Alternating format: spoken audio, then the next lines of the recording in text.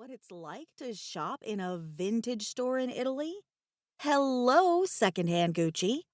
And Win had some insanely pricey bottles of wine shipped back home.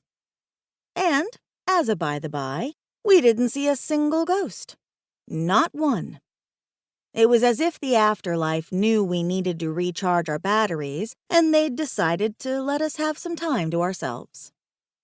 But I think the loveliest memory of all was driving along the Amalfi Coast, holding hands and talking about our future as quaint villages flew past. We're so grateful to have one of those. A future, that is. We reminisced a bit about what it took to get where we are, and we counted our blessings. We've come a long way since Win was a ghost on plain limbo and I was a broke, shunned witch without powers, helping him solve the mystery of who'd killed his friend, Madame Zoltar. The mystery that brought us together. Sometimes it feels like a lifetime and a million injuries, or mysteries, ago. Anyway, late last night we returned back home to Mayhem Manor, thrilled to see Belfry, Whiskey, and Strike, and, of course, Arcady. Still, as I tucked into bed last night, snuggled against Win, I had some lingering vacation blues.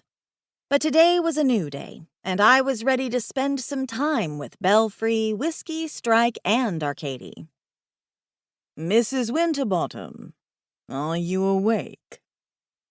I stretched my arms high above my head, still achy from sitting for so long on the plane, and smiled at the sound of my husband's husky voice, his British accent sending goosebumps along my arms. "Shouldn't that be Mrs. Spy Guy?" I teased. Win bent at the waist and ran a finger along my cheek, dropping a kiss to the tip of my nose. "Or is it Mr. Mini Spy?" "It's actually Mrs. Winningham," I reminded him. "Mrs. Christoph Winningham. We're going to have to get used to using your new identity, Win. You didn't go through reincarnating in your brother's body only to get caught calling yourself Crispin Winterbottom. Because I just know if we're not more careful, one day, out of the blue, we're going to run into someone, somewhere, who knows your real identity, and they're going to call you Crispin, and without thinking, you'll answer, and then we're screwed." He tilted his head in acknowledgement. "A fair point, but they can't prove I'm Crispin Winterbottom. My fingerprints declare it such." I wiggled a finger at him in admonishment. "But you know what they do declare? They do declare you're Balthazar, pumpkin, but Balthazar is supposed to be dead." Win grinned. "Touché. I promise to be more careful." Then he chuckled, sitting on the edge of the bed we now shared in our newly designed master bedroom. The room with the beautiful built-in wall bed overlooking the water, which he'd had made for me shortly after we'd met, was now the room we called my she-shed, a place where I could go and take some time to myself to read or do whatever pleased me. While we'd waited for my turn to testify in the serial killer case, we'd hired Enzo to come and turn 2 of our guest bedrooms into a suite.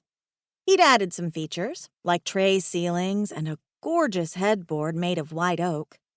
Our connecting master bath got a makeover too, with a glorious, freestanding copper tub and a walk-in shower the size of a small country.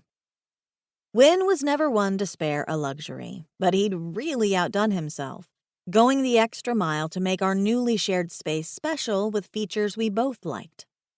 I loved everything about the soothing, warm, neutral tones of the cream walls, the board and batten features, and the bedding with a pop of charcoal and camel accents.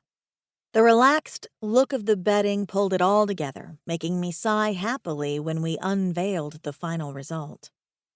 I grabbed Win's hand, still having trouble articulating in words how nuts I was about him and how proud I was to be his wife. As always, in typical Win fashion, he was already showered and dressed in a crisp white shirt and a pair of black trousers, with a smattering of Whiskey's hair on them for good measure. His dark hair, cut short above his ears and swept away from his classically handsome face, gleamed, even in